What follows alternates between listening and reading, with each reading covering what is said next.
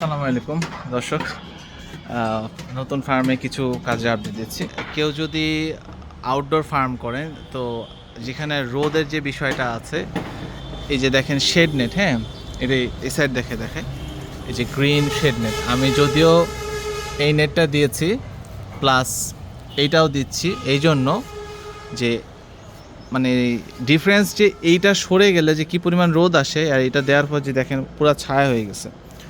তো এই শেড নেটটা খুবই ইম্পর্টেন্ট। যারা আসলে হলো যে আউটডোরে ফার্মিং করবেন বা মাছ চাষ করবেন, তারা এইটা দিয়ে নেবেন। এতে দেখা যাচ্ছে যে রোদের যে পানিতে হিট হয়ে যাওয়া তাপমাত্রা, সেটা হবে না, অনেকটাই রিমুভাল হবে।